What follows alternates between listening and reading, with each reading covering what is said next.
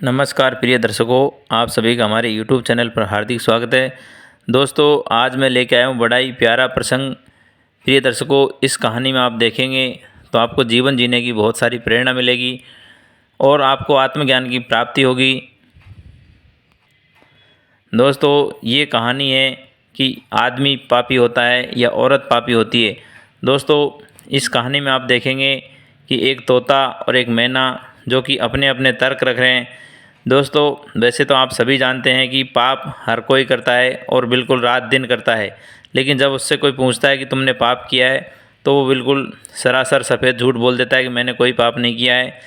दोस्तों, आज के ज़माने में हर कोई आदमी झूठ बोलता है, बेईमानी करता है और शॉर्टकट तरीका ढूंढता है किसी भी चीज़ को हासिल करने का, चाहे वो पैसा हो, चाहे वो पद हो, प्रतिष्ठा हो, चाहे कोई शादी के लिए लड़की हो।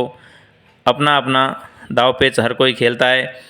लेकिन दोस्तों, जब उससे पूछते हैं कि तुमने कोई पाप किया है तो वो बिल्कुल मना कर देता है, क्योंकि ये हमारा स्वभाव है कि हम जब दूसरे की तरफ उंगली उठाते हैं तो खुद की तरफ 3 उंगली होती है, सामने वाले की तरफ 1 होती है। इसका मतलब सामने वाला दोषी कम है, दोषी हम ही लोग ज़्यादा होते हैं।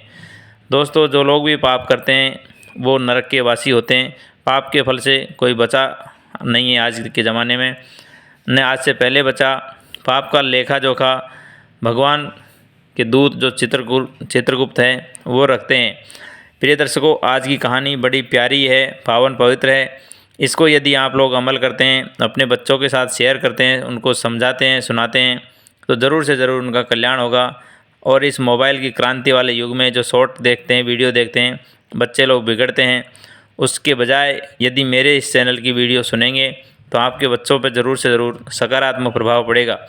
जो भी दर्शक मित्रगण चैनल से नए जुड़े हो, चैनल को सब्सक्राइब कर ले तथा बेल आइकन को प्रेस कर ले ताकि आने वाले वीडियो का नोटिफिकेशन आप सभी को मिल सके। दोस्तों, एक नगर में एक राजा रहता था। वह बड़ा धर्मात्मा तथा पुण्यवान था। उसके राज्य में सभी लोग रामराज की तरह रहते थे। कोई पाप नहीं करता था, कोई मांस मदिरा नहीं खाता था। राजा का जो न्याय था, न्याय प्रक्रिया थी, इतनी फेमस थी कि दूर दूर के देश, दूर दूर के राज्य उस राजा की तारीफ़ करते थे। दोस्तों, राजा के दरबार में एक तोता और एक मैना का जोड़ा रहता था। राजा ने उनको दोनों को एक ही पिंजरे में रखा हुआ था। एक दिन की बात है कि तोता और मैना अपने अपने भाषा में बोलते हुए तर्क कर रहे हैं। तोता कहता है कि स्त्री जाति बड़ी पापिनी होती है, उसके कर्म ज़्यादा खराब होते हैं, वो ज़्यादा बेईमानी करती है। इस पर मैना अपनी बात कहती है कि नहीं, स्त्री नहीं, पुरुष लोग ज़्यादा बदमाश ही होते हैं। वो लूट खसोट, बेईमानी, जुआ, शराब, रंडीबाजी, इस तरह से गलत कर्म सारे पुरुष ही करते हैं, औरत कोई नहीं करती है। दोस्तों, इस तरह से अपने अपनी बातें रख रहे थे और ज़ोर ज़ोर से वो बहस कर रहे थे और आर्ग्यूमेंट कर रहे थे। इस पर जब दोनों का तेज़ तेज़ आवाज़ आई तो राजा वहाँ आया और पूछने लगा, क्यों भाई, तुम क्यों झगड़ रहे हो आज? दोस्तों, दोनों पक्षियों ने अपनी अपनी बात बताई राजा को। कहने लगा कि सबसे बड़ा पापी कौन है, पुरुष या स्त्री? दोस्तों, मैना राजा से कहने लगी, राजा साहब, सबसे पहले मैं आपको बताती हूँ कि पुरुष पापी क्यों होते हैं और कैसे होते हैं। राजा ने कहा कि हाँ, बोलिए भाई। मैना कहती है कि राजा साहब, मैं एक कहानी के माध्यम से आपको ये बताती हूँ कि पुरुष लोग कितने धूर्त होते हैं, कितने झूठे होते हैं, मक्कार होते हैं, बेईमान होते हैं। इसके बाद मैं पुरुष जाति पर कोई भरोसा नहीं करती हूँ। मैना कहने लगी कि राजा साहब, एक बार एक नगर में एक सेठ रहता था।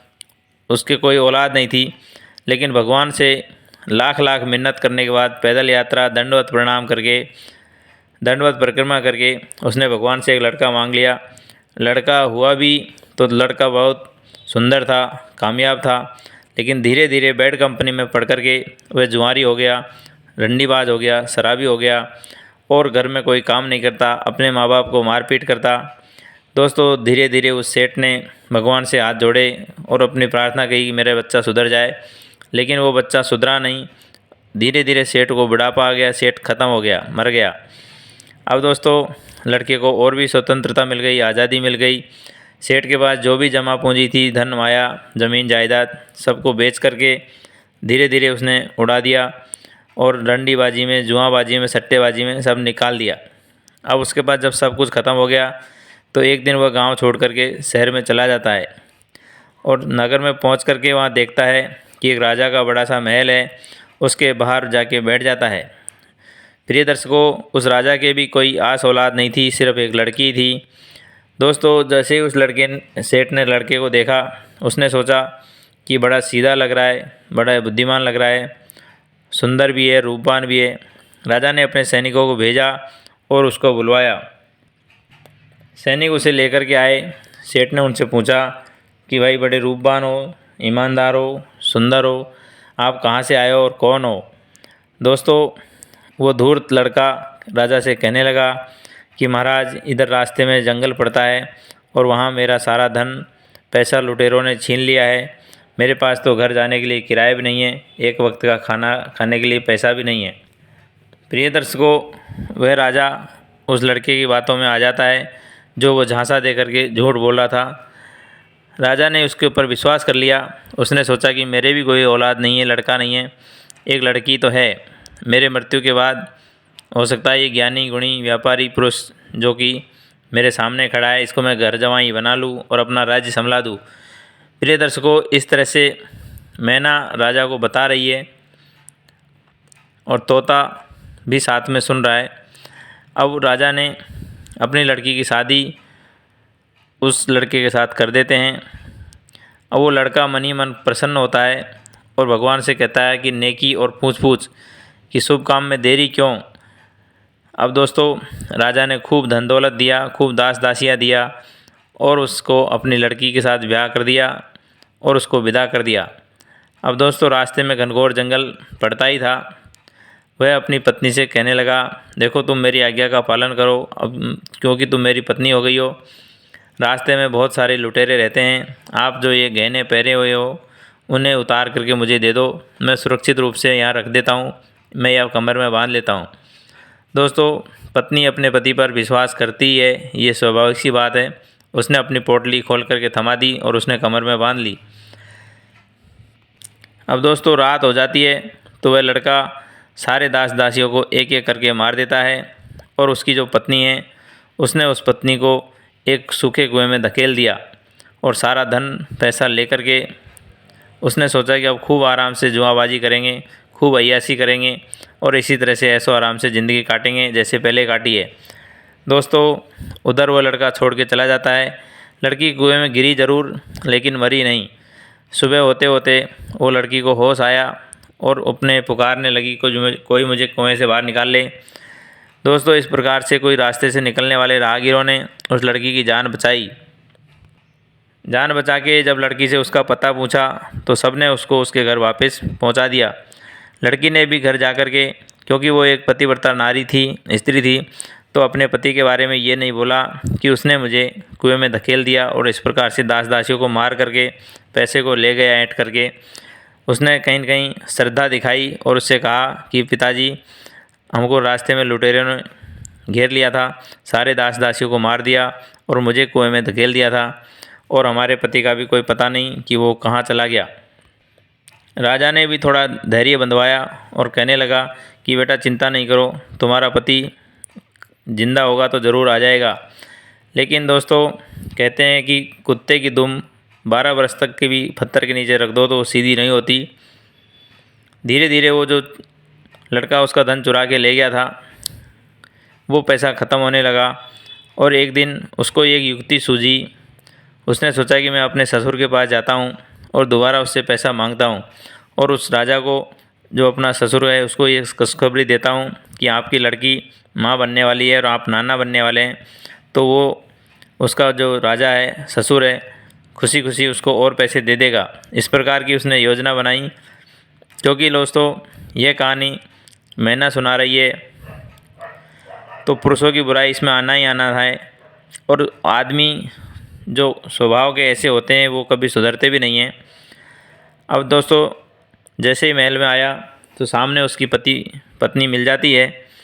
अब उसने अपने पति को देखते हुए सबसे पहले तो गुस्सा आया, फिर उसने असलियत बात बताई कि यदि अब तुम सुधरते हो तो अभी भी सुधर जाओ, अभी भी वक्त है। मैंने अपने पिताजी से ये नहीं बोला कि तुमने मुझे कुएं में धकेला है। मैंने खाली ये बोला है कि रास्ते में लुटेरे मिल गए थे, उन्होंने कुएं में धकेल दिया, दास दासियों का हत्या कर दिया है। दोस्तों उसका पति कहीं न कहीं यहाँ कर देता है, 2-4 दिन साथ में रहता है और उसने फिर वही अपनी आदत के अनुसार एक दिन जो उसने तिजोरी में रखा था पैसा और धन माया ज्वेलर्स वगैरह, उन सबको निकाल लिया और राजा की तलवार से राजा को सोते हुए मार दिया तथा अपनी पत्नी को भी मार दिया और धन लेकर के चला गया। इतनी कहानी मैना ने राजा को सुनाई और उस तोते ने भी साथ में सुनी।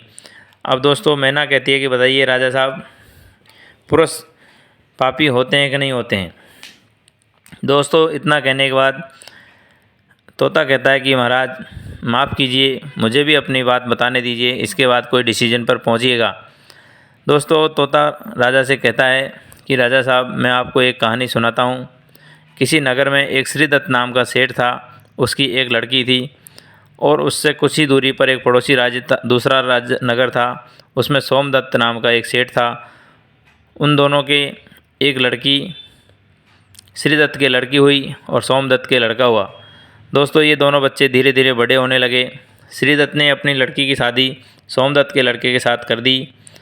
अब दोस्तों सोमदत्त का लड़का व्यापारी था, वह अपने व्यापार के सिलसिले में बाहर जाया करता था और समय के साथ साथ उसको कभी कभी 2-4-5 दिन ऐसे करके महीने 15 दिन भी लग जाता थे, कभी दूरी पे चला जाए तो। दोस्तों उधर ये लड़की है श्रीदत्त की, सोमदत्त की जो लड़के की बहू है, इससे अकेले रहा नहीं जाता है और धीरे धीरे इसने अपना त्रिया चरित्र रचना चालू कर दिया। एक दिन कोई जो चूड़ा बेचने वाला था मणिहारा, वो आया हुआ था।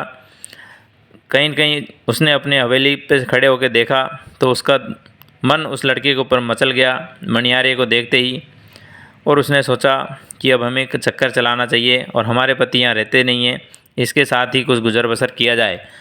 दोस्तों मणिहारे को भी ऑफ़र स्वीकार था और वो रात रात में आकर के उनके यहाँ मिलने लगा। उधर दोस्तों इसकी पड़ोस में एक सहेली रहती थी, ये लड़की वहाँ चली जाती और वो लड़का भी उधर आ जाता। इस तरह से इनका काफ़ी दिनों तक चलता रहा। कुछ समय बाद इस लड़की का जो पति है वो घर पे आ जाता है। दोस्तों इसने अपने पति को देखा तो जहाँ खुशी होना चाहिए था वहाँ ये दुखी हो गई। सोचने लगे कि अब मुझे अपने प्रेमी से, अपने आशिक से मिलने में दिक्कत होगी। दोस्तों यह कहानी तोता राजा को सुना रहा है, साथ में मैना भी सुन रही है।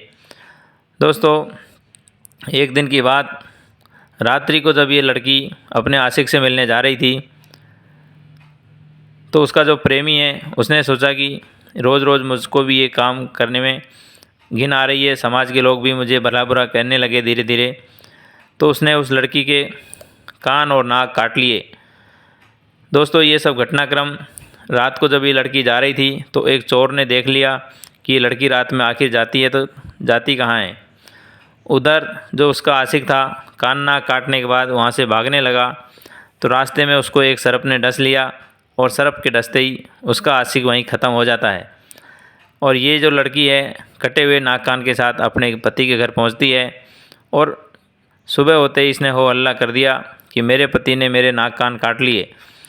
अब दोस्तों आप ही बताइए कि किस प्रकार से त्रिया झूठा जाल रचती है और सीधे साधे उस पति को, बेचारे को जिसको कुछ मालूम भी नहीं था, उसको फंसाने की कोशिश कर दी। दोस्तों सुबह होते ही सारा हो हल्ला हो गया, पूरा मोहल्ला इकट्ठा हो गया। सब लोग राजा के पास पहुँचे और श्रीदत्त का जो सोमदत्त का जो लड़का है उसको सज़ा दिलाने के लिए कहने लगे कि महाराज इसने लड़की की नाक कान काट लिया है, इसको सज़ा दी जाए। दोस्तों वो चोर भी उसी महफिल में था और उसने सोचा कि यदि आज मैं बोला नहीं तो ज़रूर से ज़रूर एक सीधा साधा जिसका कोई कसूर नहीं है, बेकसूर आदमी है, वो मारा जाएगा। दोस्तों उस चोर ने गवाही दी और राजा साहब से कहने लगा, राजा साहब मैं एक चोर ज़रूर हूँ लेकिन ये आज की घटना मैंने अपनी आंखों से देखी है, मैं इसका प्रत्यक्षदर्शी हूँ। ये जो लड़की है जो आज हो हल्ला मचा रही कान नाक काटने का, ये बेहया है, बेश्या है। ये अपने प्रेमी से मिलने के लिए अपनी सहेली के घर जाती थी और वहाँ एक मणियारा आया करता था। उस मणियारे को तो सांप ने काट लिया और उसी मणियारे ने इसकी नाक कान काट लिया था। अब सज़ा देनी है तो इस लड़की को दीजिए, क्योंकि ये जो लड़का है ये बेकसूर है। दोस्तों, इस प्रकार से राजा ने पूरा माजरा सुना और उस लड़की को सज़ा दिया, और जो सोमदत्त का लड़का था उसको बाइज्जत बरी कर दिया। दोस्तों, इस प्रकार से तोते ने भी अपना पक्ष रखते हुए कह दिया कि लड़की अर्थात स्त्री जाति पापिनी होती है, दुराचारी होती है, जो बेकसूर इंसानों को भी अपने स्वार्थ के लिए, अपने फ़ायदे के लिए फंसा देती है। अब दोस्तों, राजा को ये दोनों की बात समझ में आ गई। तोता ने अपना पक्ष रख दिया और मैना ने अपना पक्ष रख दिया। प्रिय दर्शकों, राजा ने दोनों की कहानी शांति से सुनी और अब कहने लगा कि देखो, मैंने आप दोनों की कहानी अच्छे से सुनी है। मैं इस निर्णय पर पहुंचता हूं कि पाप स्त्री हो या पुरुष दोनों ही करते हैं, लेकिन जब वो अपनी औकात से ज़्यादा नीचे गिर जाए और अपनी असलियत को भूल जाए तो वो पाप सबसे बड़ा खतरनाक पाप होता है। यहाँ पर स्त्री ने एक बार गलती की, 2 बार गलती करी, लेकिन अभी तो इसका परंपरा ही हो गया था। इसने बिल्कुल अपना चलन ही बना लिया था। तो दोस्तों, इस प्रकार से स्त्री को उसने समझा के बोला कि गलती सभी करते हैं। यदि अपनी गलती को समझ ले और सुधार ले और अपने अंतःकरण को इस पर इफ़ेक्ट करे और पूरी तरह से सुधर जाए गलती करने के बाद भी, कहा जाता है कि मनुज गलती का पुतला है। जो गलती को ठीक कर लेता है, असली इंसान वही होता है। दोस्तों, उधर मैना की कहानी में भी यदि वो लड़का जो 2 बार कांड कर चुका था, अपना जीवन बर्बाद कर चुका था, सारा धन दौलत लुटाने के बाद भी उसको महल में अच्छा मौका मिला था रहने का, उसकी पत्नी ने भी उसका साथ दिया था। यदि वो सुधरना चाहता था तो वहाँ से सुधर जाता, लेकिन नहीं, उसने तो आगे बढ़ कर के राजा को और अपनी पत्नी को, जो पतिव्रता नारी थी, उसको मार दिया। दोस्तों, मौका भगवान सबको देता है सुधरने का, लेकिन सुधरता वही है जो अपने मन को, अंतःकरण को शुद्ध करता है और अपनी गलती का कहीं न कहीं पश्चाताप करता है। इस कहानी में इतना ही। दोस्तों, इस कहानी से जो भी सीखने वाली बातें हैं वो सीखिए और अपनी जो कंट्रोल की चाबी है वो अपने हाथ में रखिए और अपने आप ही सुधरने की कोशिश कीजिए। दूसरा के कहने से कोई सुधरता नहीं है।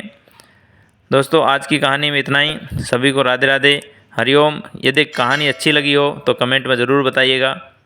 थैंक यू दोस्तों।